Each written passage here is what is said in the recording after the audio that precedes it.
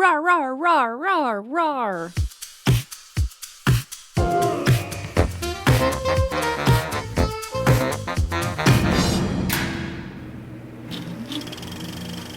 Well, hello there. Welcome to On the Beat, the podcast that uncovers full frontal male nudity in cinema. My name is Laura, and I am joined by my prison boy, Ryan.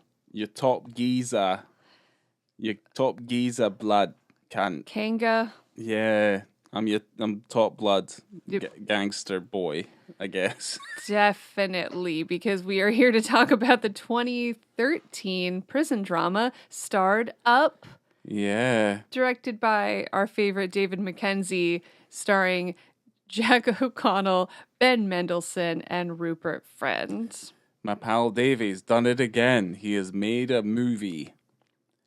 He did make a movie 12 years ago. Well, I felt like we should have, we needed to go on. We had to move on to something quite light after Sallow.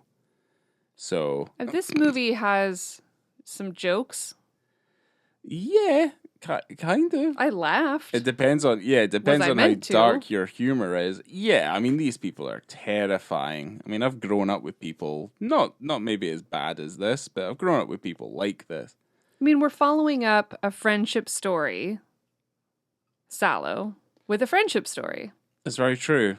It's very true. There's well, the thing is like, if you really think about it, Starred Up and Sallow have a lot in common. There's poop. Yes. There's some pretty fucked up, violent, horrible antics that are going on. Yes. They're all effectively imprisoned. So there is that. Definitely. Starred Up and Sallow, they both start with an S. Yeah, there you go. They are. I don't think I need to say anymore. No. But I can tell you an incredibly long synopsis that I pulled from Letterboxd. Okay. So we can get to know a little bit more about this week's movie. Just in case we didn't know. It is a paragraph, and I'll try not to mess it up. I mean, paragraphs can be big. Anyway, let's see. Let's just get over it. A paragraph, I think, is technically 4 sentences at least. Okay. Interesting. Okay, carry on. Great. 19-year-old Eric, arrogant and ultra-violent, is prematurely transferred to the same adult prison facility as his estranged father.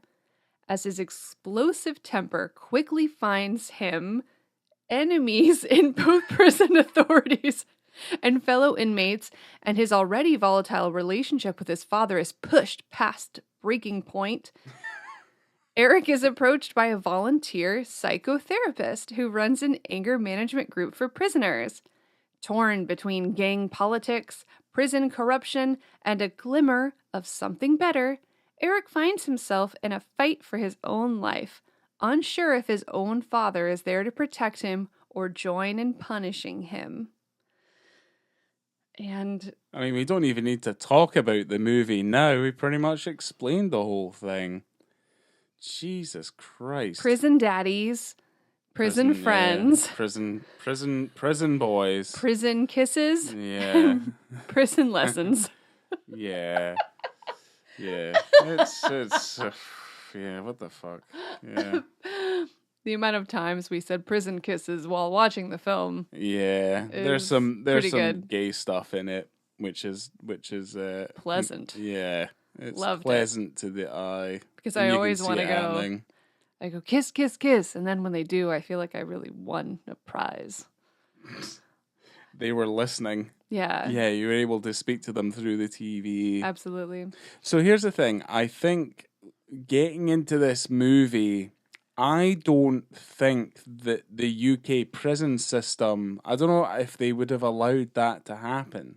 Prison kisses? No, the son being in the same prison as his father, who's obviously like a career criminal. You know what I mean? Right.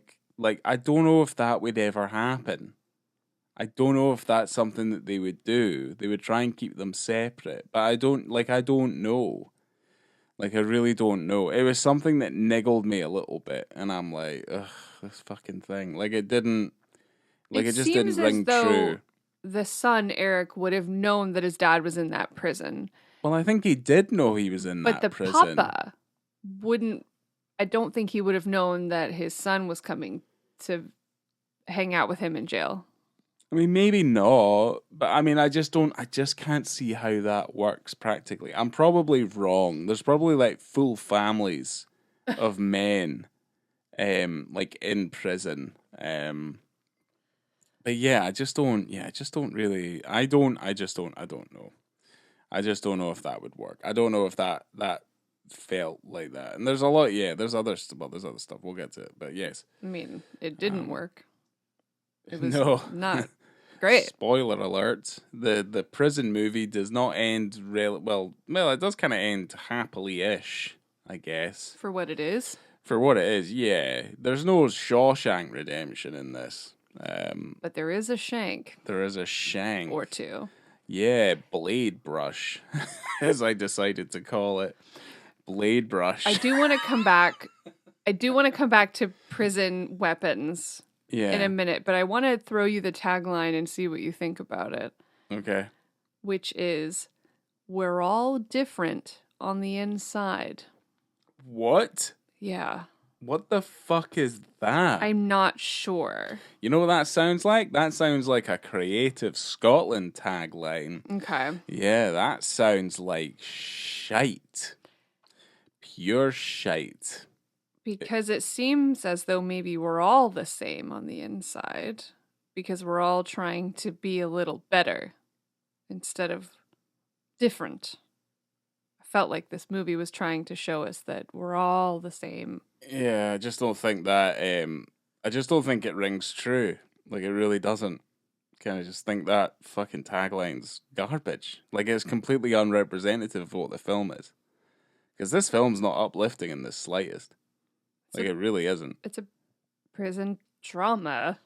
It's Yeah, a straight up prison drama movie. Yeah, I find that to be...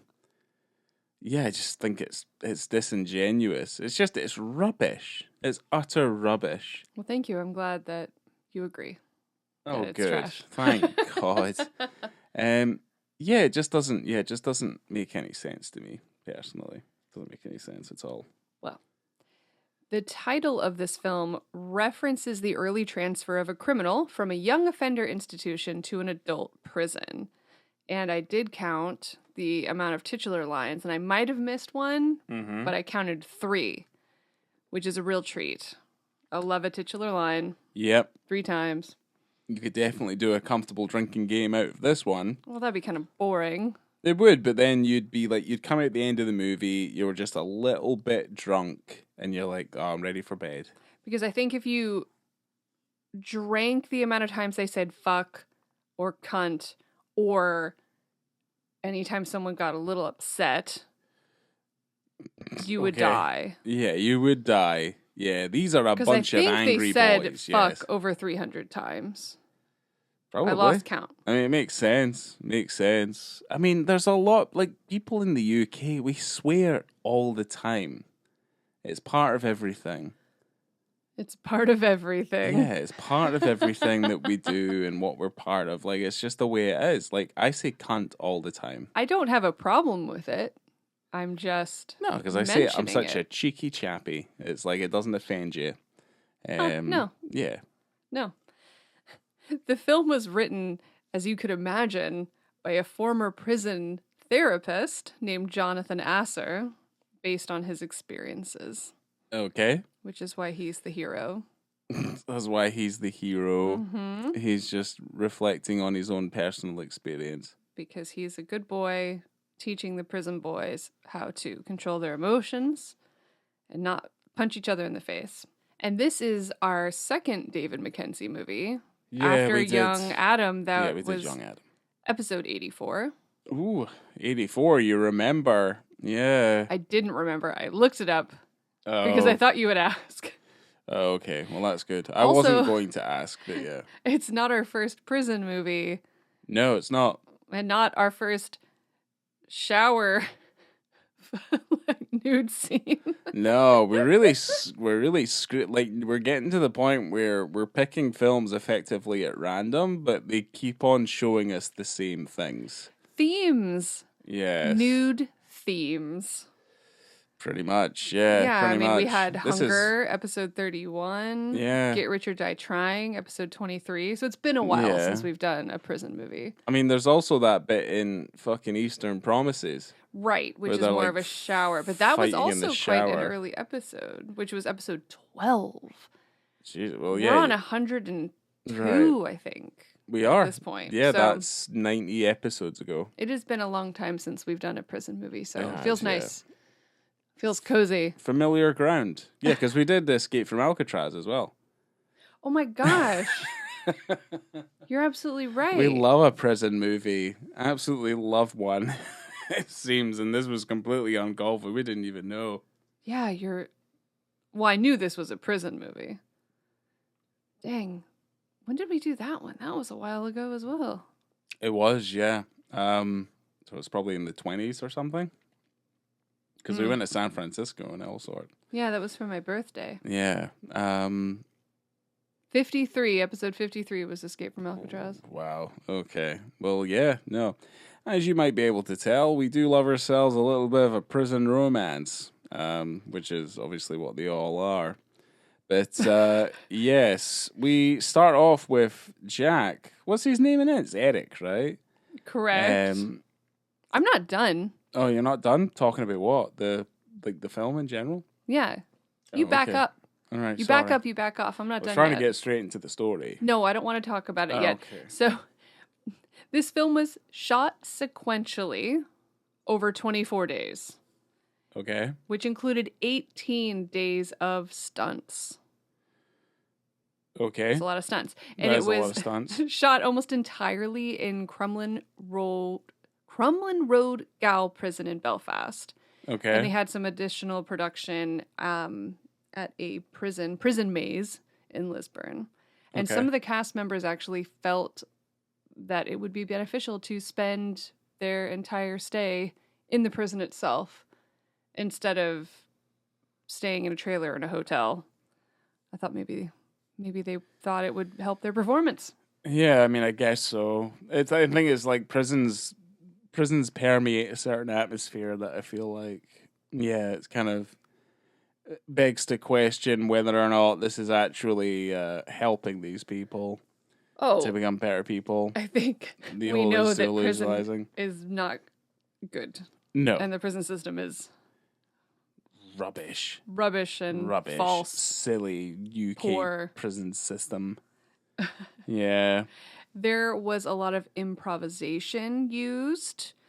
The writer of the film was actually on set, so he was able to help guide them when they were improvising.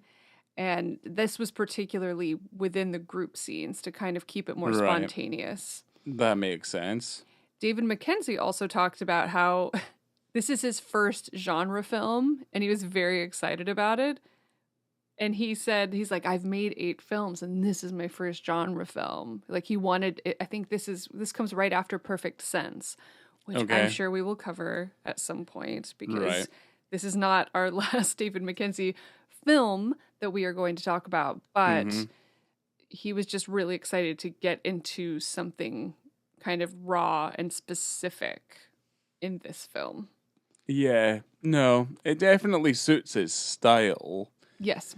Um, There's some great, really nice shots in it. There's that one shot where Eric is following his dad up the stairs in the prison later on in the movie. Yeah. Nice stuff. Yeah, that shot stands out because it's probably one of the most controlled shots in the whole thing. Because I personally don't think that Starred Up is a particularly good looking film.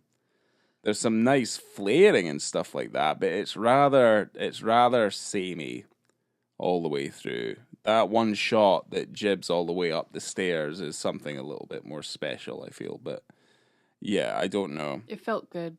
Yeah, or it stood out more because it was too good, maybe. I'll let you get into it now. I mean, we really do start off with a penis scene right in the beginning of the film. But if Yeah, you we had do. something else you wanted to add before we jump into that, please do. I don't really have a ton. I mean, one of the things you did, and it's okay, but you had to put the subtitles on because the fucking dad, he mumbles something crazy. Our air conditioner is quite loud as well, so that didn't help in the house. No, it didn't. So it was kind of just like, It was loud in the house, just and then blah, blah, blah. Ben Mumbleson. Yeah. Just eating his way through the fabric of language, just kind of mumble it. It's like, it wasn't as bad as like he's just like spitting out alphabet spaghetti like all over the place. But at the same time, you're kind of just like, what the fuck did he just say? And you get a kind of, I feel like he's got a very particular way in which he speaks to like his son and stuff like that, and his son understands him. So I feel like that's a very deliberate thing. But at the same time, it was rough. It was tough. Like, it was tough. I'm not embarrassed to put the subtitles on, but I did not understand quite a few of the original interactions that they had together, and I wanted to know what they were saying. And yeah, there's a lot of I had to do it. convincing slang and stuff being used in the movie as well. So it's kind of like, it is something that you have to kind of keep on top of. Because I can understand a tough accent, but this wasn't even an accent thing. It was just I couldn't hear anything. I think if you've been in prison for a while, you adopt ways of communicating between yourselves so that like guards can't hear you and like they don't really have an idea. Like they're always I find criminals to be always incredibly secretive and doing things to try and make sure that they're not as understandable as they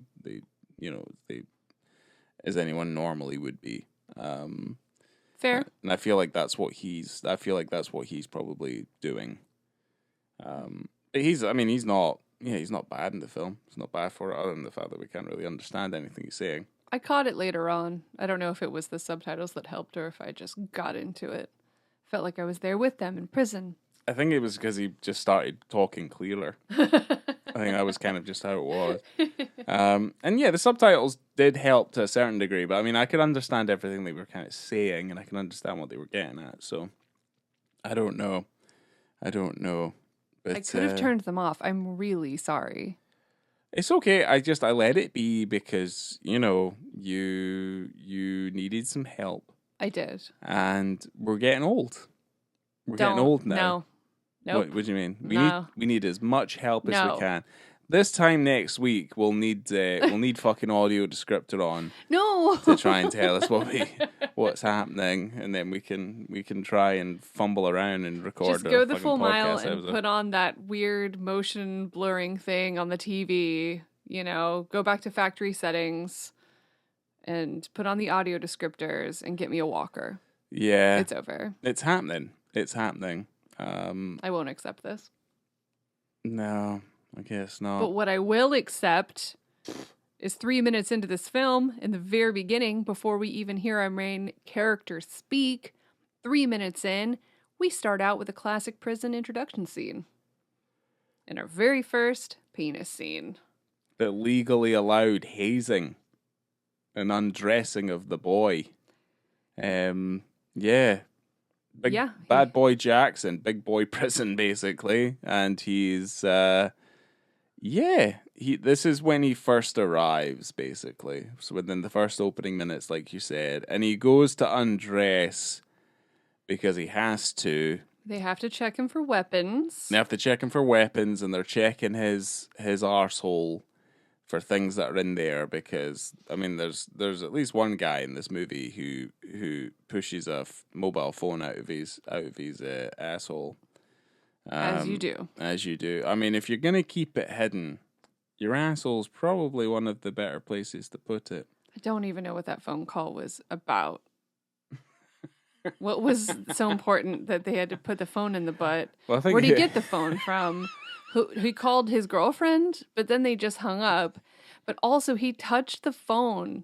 Like, he had it wrapped up in plastic wrap. And no, it was a condom. He had it Now it wrapped in was. a I thought it condom. was a condom, but like the way he unwrapped it was not.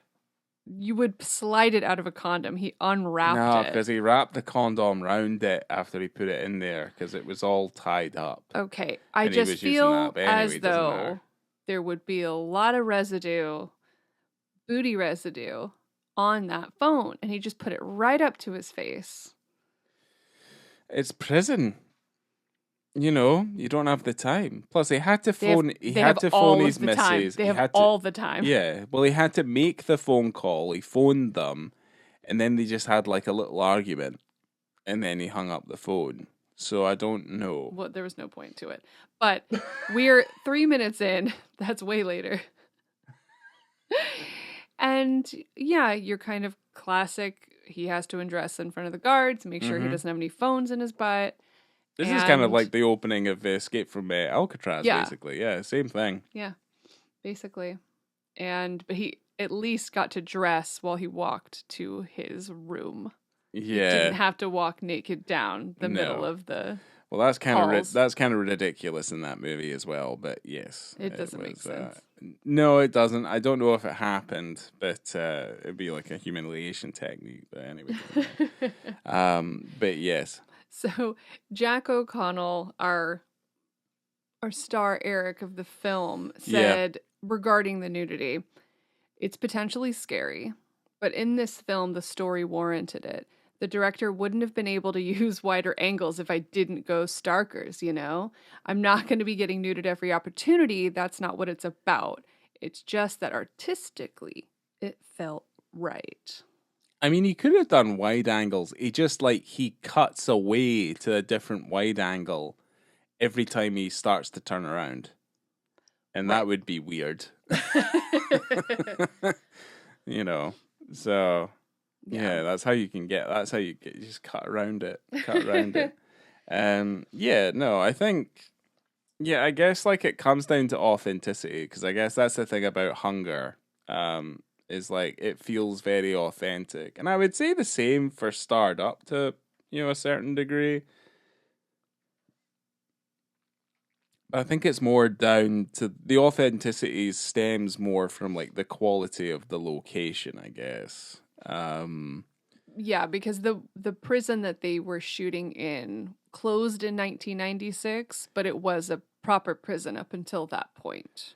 Right, because that's what it looks like, and they're a little bit cookie cutter. I don't know if that prison's probably been used a few times for filming. It looked kind of familiar.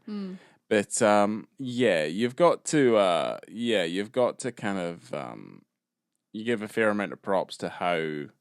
I guess that kind of helps with the claustrophobia and stuff as well, because they're not moving walls or anything. There's no sets for the most part. There's no outside bits. There's no music. I mean, inverted commas outside bits. There are parts where they're outside, but they're not outside. Yeah, they're in prison outside. Yeah. The outside part of the inside prison, where they get to just walk in circles together.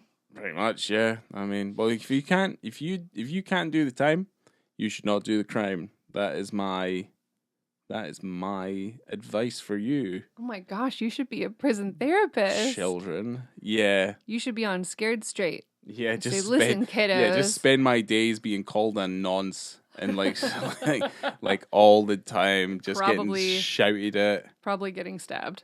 Sounds very similar to my current job. But yes. What?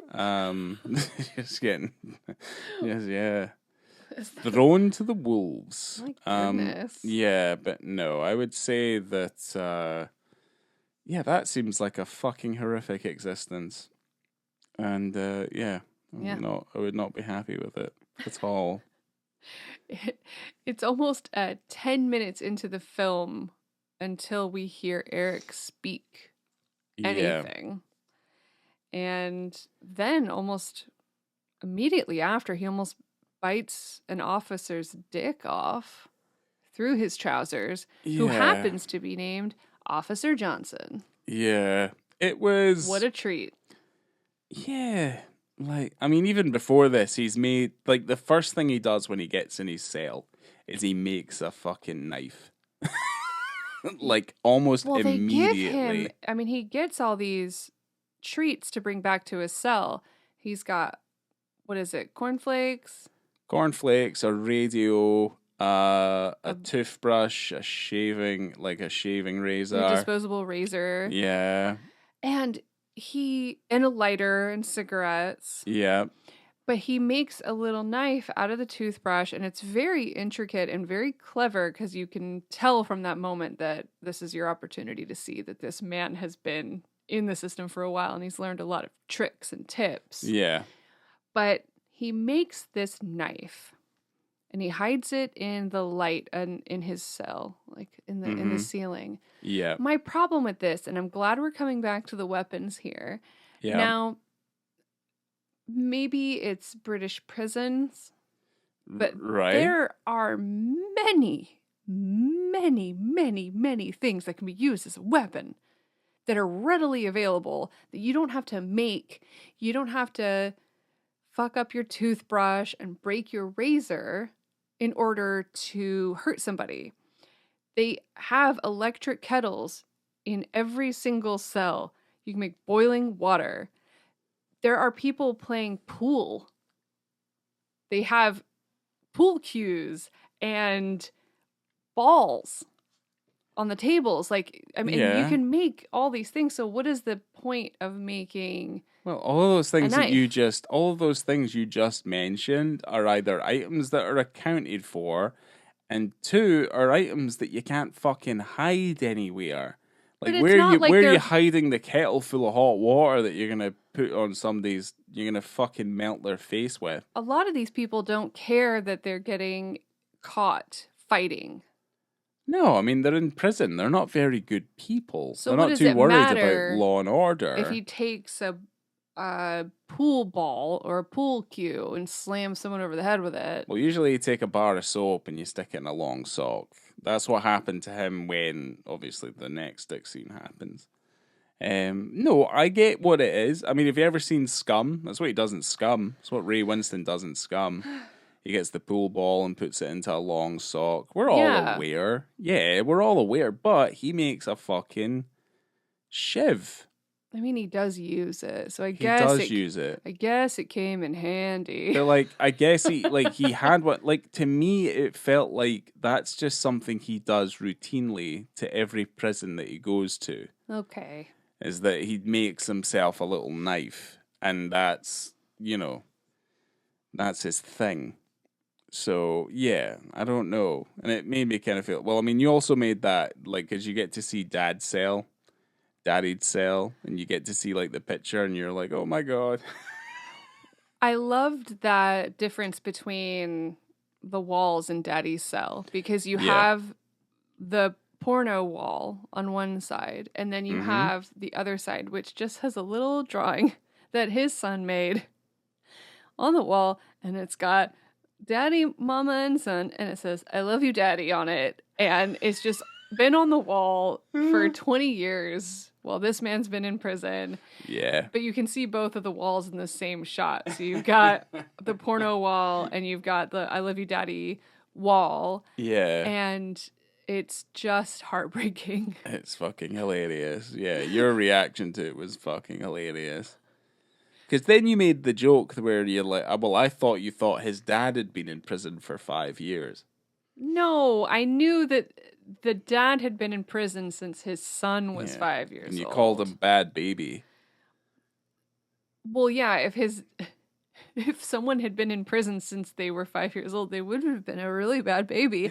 I don't know what baby would have been in jail since they were 5. No. I mean, I'm just repeating things that were said. But yeah, he does. He bites him. He bites him in the fucking dick as well. Well, he does a Bronson first, covers himself in baby oil and stuff like that. Oh my god, that's another prison movie that we did. Yeah, I mentioned Bronson earlier anyway. Oh, it's my okay. bad. Yeah, so, there's a lot of prison movies in our repertoire, it seems, right?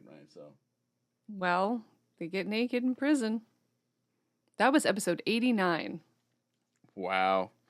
Yeah, we really like to spread them out thinly over the course of like our podcast episodes. Every 30 episodes or so, we'll revisit prison, go back to jail. But that's the thing, like, the film's full of, like... Well, it's full of a bunch of folk, because you know they're hard, because they say cunt constantly. Cunt this, cunt that, all the fucking time. Yes. And they're also saying fuck. But yeah, it's, yeah, like, if you can't get over the fact that, like, there's a bunch of men using the word cunt, then you're gonna have a hard time. You're gonna have a hard time with this thing. I don't think anybody that puts on the film Starred Up, directed by David Mackenzie, is going to be offended by any of those words or phrases. No, they'll probably be, It's not for them. No, probably not. But it does have prison kisses. Sweet, sweet prison kisses. Yeah. Oh my gosh. It's like they know my heart. I love it. I don't know if there's too much that I want to chat about. I mean, I could talk about prison kisses for quite a while, and I will talk about them again. Yeah.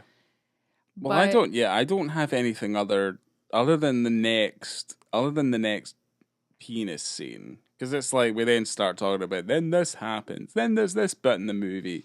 There's a lot of friendship. There is. This is a tale of friendship. As it always is. Yeah, you can always bring it back to friendship. Because without friends... You're nothing. No. I'm joking.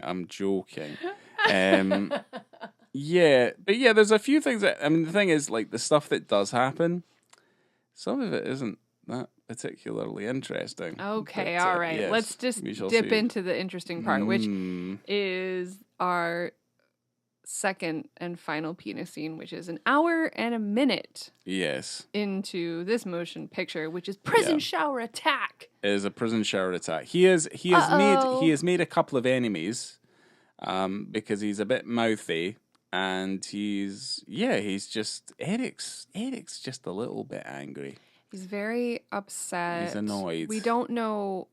I'm sure he has a chemical imbalance of some sort. Probably. It might just be the years and years of abuse. Yes, a lot of abuse. Yeah. He did mention some pedo attacks. We don't know why any of these men are in prison. That is the interesting thing. I do love that. Yeah. Because you don't need everyone's backstory, because it's not, I don't know. It's not interesting. It's a little interesting. The story of him attacking a pedophile by by melting sugar in water and boiling it and then pouring it onto the man, is kind of fucked up.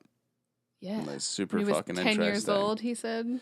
Yeah, but you shouldn't be. I did like his pedo. Story. I did like his story about that, about how the pedos make you think that it's your fault and not their fault. Yeah, true. And I liked his tale, but I liked that he melted a guy's face. Yeah. Good for you. It's kind of forgivable if it's a pedophile. But the thing is that, yeah, we get these little things, and what I meant was that, he's been making some enemies, and someone attacks him in the fucking shower. I did feel a little confused at points about who was angry at him, and then True. I knew who his friends were, but then this other group that were upset, I was confused. And then there was a prison boss, and he confused me as well. The prison boss is easily the fucking shittest character I've seen in a long time. He looks he looked stupid. Dante from Clerks. He looked like the poor man's Satan. You know what I mean? Just without the pitchfork and the fucking ears. Like if Dante played Satan with glasses. Maybe, yes. Wearing an Adidas tracksuit top. I know I'm stretching. Yeah, you are really stretching. But he looked like Dante to me. The goatee did it. He was kind of rubbish. He was a point. Rubbish. I don't think he made any sense. I didn't like his character. He just was there. I didn't understand that he was important. I didn't care about him. And I didn't understand the other group that was upset. Well, I think they were together. They were part of the same group. And then there was obviously the big guy from the kitchen as well. He was also getting a piece. Because he touched his bread and potatoes. He touched it. Well, he shouldn't. Yeah, you should be wearing gloves if you're working in the kitchen. That's kind of Not gross. in a prison kitchen. No. Okay, sorry. I digressed. But and now we are back in prison shower attack. We are. And yeah, he's getting attacked with a fucking long sock and probably a bar of soap. And then he starts choking him and he's fighting and he's writhing around. And that's when you kind of get a right big eyeful of everything. Yeah, a classic prison shower attack, a la the things that the films we already spoke about. It gets to move around a lot more. There's a lot more in motion than usually a penis would be. It's kind of like flopping over. You get to see the other side of it. Like everything's all stuff's going on. But that's he's fighting for his life. There's a level of intimacy with it that we haven't really covered before. Not his penis. No, but they're all attached. Everyone's fighting for their lives here. They are. Well, he's already kicked the shit out of this one assailant already at some point. He's, to the point where he's stuffed his head down a toilet and got him in the poo-poo, Yeah, he had poop on his face. There's a lot of poop on the face. Mm-hmm. There's poo-poo. Just like Sallow. Yeah. But, like, what I mean is, like, he's writhing around on the floor and stuff like that. Like, we get to see a lot more going on and everything's moving around a bit more. There is a great amount of visibility in this prison shower attack, full frontal nudity scene. Absolutely. This is true. Yeah. It's incredibly well lit. But, for being a very small space, there's a lot going on and quite a lot of movement. Yeah. I have another quote from Jack O'Connell regarding this scene in particular. He said that, I think I did have the option to wear a modesty part. Contractually, I don't know if there was a clause, but I think I made the decision not to bother. Because of what the scene entailed, and it was all very violent, I didn't want to compromise it at all. He also said, I was a bit nervous beforehand because it was winter in Belfast and we didn't have central heating. And with the shower, obviously with the steam issues, they couldn't have it that hot. So I thought it might have affected things down there. And he said, I thought if it appears, then hopefully it's not the centerpiece of the scene. I was busy getting strangled, so to speak. So it kind of escaped my thinking. Yeah. It's pretty much there, dude. It's hard to not see it. Yeah. But bravo for being brave and just going for it and not having to think about it. He said it was February when they filmed it. And it was, it sounds like murder. Yeah, it probably sucked. Yeah, no, I think good for him. Good for him. It should be applauded more, because it's like no one really talks about, like, remember what Jack O'Connell did in Starred Up? No one really kind of talks about it. But they should. Maybe they should, but I think what I mean is, like, he is not the center of like media gossip because he's done this thing, unlike some actors who maybe would, make a big fucking deal out of it. Didn't David Mackenzie also direct Outlaw King? Yeah. So you have Chris Pine in that movie, right? Uh-huh. Where everybody's talking about how he's nude in that film. Yeah. If the camera genuinely couldn't have been further away. You cannot see this man at all. And everyone's talking about this nude scene of Chris Pine. You can't see a damn thing, okay? Yeah. And then you have this other David Mackenzie movie that we're talking about right now, which is just, and Jack O'Connell is famous enough. He's known. Well, he's more famous now than he was before. It's just, probably. Well, yeah, that's fair. But these are the kind of things that I think maybe would have been talked about more. Yeah, potentially. But like, I mean, I just don't think it's not that interesting to talk about either. I think it's just, it should be lauded. We do have a podcast about it, though. We do, but I think we approach it differently. We're not in this for fame and fortune, are we? I hope not, because Christ, I if do so, hope not, because that's fucking we are sad. failing. Yeah. But yeah, no, I think that, Well, yeah, I think I think that it's important to have those these moments of actors out honesty should there. be, yes. Yes, where you're going out there, you want to be honest to your character and you want to do what's right for the film.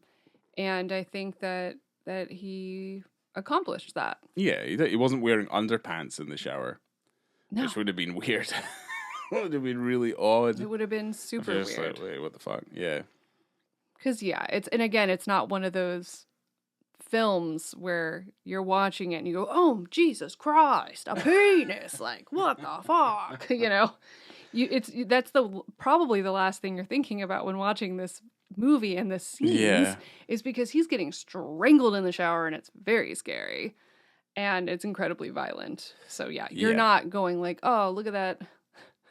Look at that dick, you know. Look at it go. Yeah. We No, I get only you. notice because it's our job. I didn't write down my ratings. I'm going to have to come up with them off the top of my head. So Oh, that means no. oh no. Oh, no. You're in Barney Rubble.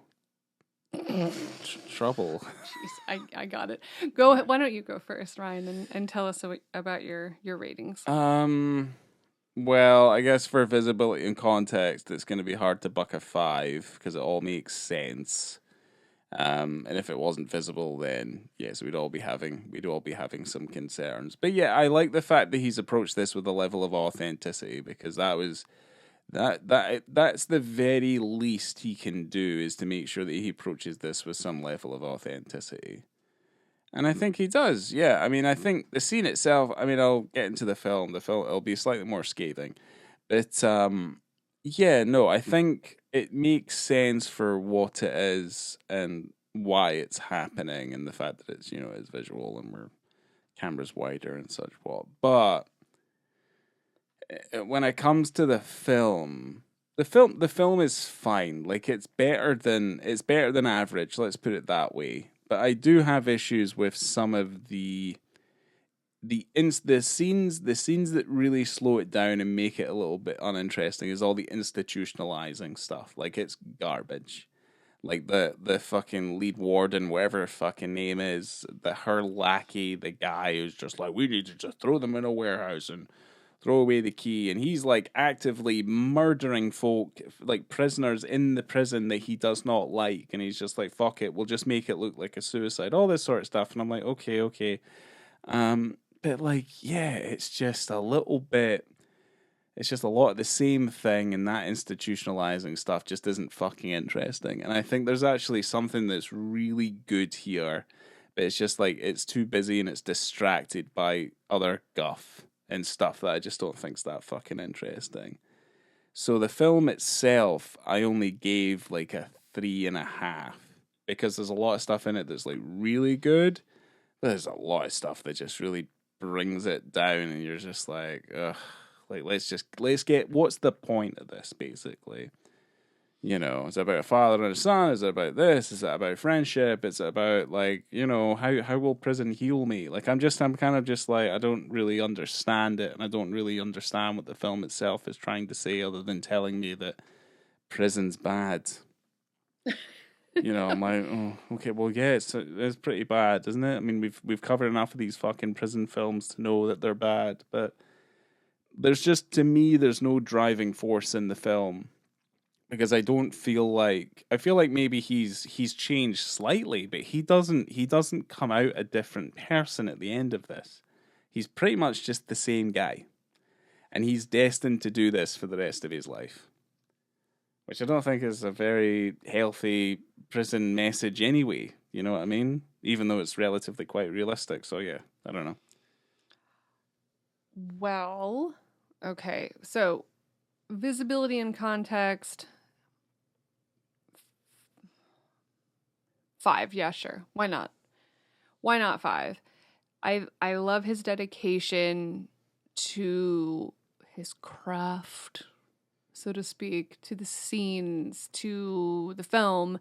And I know that he, before taking on this role, had a lot of conversations with the writer and with David Mackenzie as to how authentic could they be. And I think that it probably helped with the film being shot in sequence as well. And I don't know if I believe in that sort of thing too much. I Certainly don't without it feeling like it should have been done. I guess Very specific films, I think, work when they're done that I way. guess maybe it would have helped if we did see a little bit more growth from the character, but I did find okay. The thing, like, because Boys in the Hood shot sequentially, which I think is very clever, because that's like a film that's like it's ready to explode at a certain point. Like, it has a big drive that kind of leads it towards its ending, pretty much. And Starred Up doesn't really have that. Like, it doesn't really kind of really ramp up to that point until obviously we have the father-son battle. Right. But like, you feel like it's been a lot of the same thing, like over and over and over again. So I don't know if I believe incredibly that like shooting it sequentially was any sort of added benefit to the film whatsoever. Okay, Other fine. than other than just like it's like, oh, we're just in prison longer, so it's almost as if you're with the journey with us, and I'm like, okay, they're basically acting the exact same way they did at the beginning as they do at the end. Anyway, carry on. Right. So I don't know. Visibility and context. I guess I don't have too much more to add other than what you've said. I just appreciate that it was done.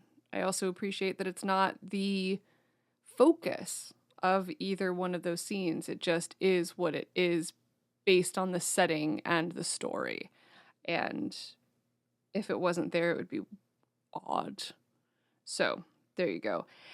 And the film, I'm going to give the film a 4. I liked the film, but I probably could knock it down to a 3.5 at some point if I watched it again. Same as you, Ryan, because I was confused at points. Like I said before, about who some of these people were and why some of these people were there. And yeah, what the drive, what's the focus? Because they're talking about gangs. I'm like, what gangs? What gang? It's like West Side Story. They were all gonna start dancing at a certain But like, point. who is the gang? Is it because some of the men were black and some of them weren't black, and that makes a gang? I don't think so. No, that wasn't it. I don't think Like, it wasn't. who are these It people wasn't. that were gang? There was a gang of friendship that I There was, noticed, and yeah. he was a part of that gang of friends He was, who were yes. literally there to help each other and to pull each other out of the toilet and watch their backs and give shampoo when they had poo-poo on their head. Like, that's friendship. Yeah. I don't know what gang they're talking about because it wasn't fleshed out enough for me to understand who the fuck these other people were. Yeah. Like the soap boy or Dante from Clerks or the guy with the potato fingers. I don't know who they were. Yeah. And I don't know why they were mad because he was a spicy little boy. But overall, I still liked it because I was interested and it wasn't very long of a film. You should write synopses for films. He was a spicy little boy. Well, when he walked in when the movie started, I go, he's an infant, and then I'm talking about he's an angry bad boy baby. Right. I should. You're right. Yeah. Letterboxd. Oh, man. Hit me up. Yeah. Hit me up. If anything, that's cemented that we'll never get anything from Letterboxd, never. I've been using Letterboxd before they were on the red carpet runways, okay? All right, calm down, Christ. Big fan. Fucking butthurt like the guy with the mobile I'm not phone butthurt. up I'm his, big up his fan. pooper. Big fan of Letterboxd. So I like this motion picture, and it's not gonna take up too much of your time. And no, there's prison kisses, there's best friends, and there's poo poo, and what more can you ask for? it's a right gay old time. It really is. I love you, Daddy. Yeah. Oh, don't. Yeah, I know you do. Stop. Oh, man. Anything else you want to add? No, I do not. Great. No. Well, thank you for joining in this additional prison. I should count them up. That would be fun. I need to do that and make a spreadsheet and figure out how many prison movies. Another grid for Laura. I love a spreadsheet. And yeah, we'll do another prison movie at some point. Coming to you from the prison shower, I have been Laura. That'd be right, cunt. That's true. Make sure. That's true. What? That's not fair. Well, as your character, the character that you just were Oh, just right. then. Yeah, okay. Make sure to follow us on Letterboxd, which you can find on our Instagram at on the beat BiTTE. And yeah, if you guys see a wiener, just send us an email. You can find it on our website, which is also on thebeat.com. Please send us correspondence. We need to feel as if people are listening. I know that they are. I hope so. Thanks. I fucking hope so. Thanks, guys. I hope so. See you. Validation. Bye.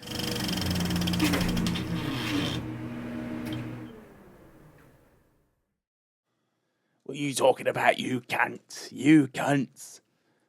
I should have counted how many times they said cunt instead of counting the titular lines. But I would have been really busy. Yeah, you would have been busy. I wouldn't have like known too what busy. was... Well, you couldn't do a drinking game out of that. No. No, you'd be dead before you got like halfway through. Yeah.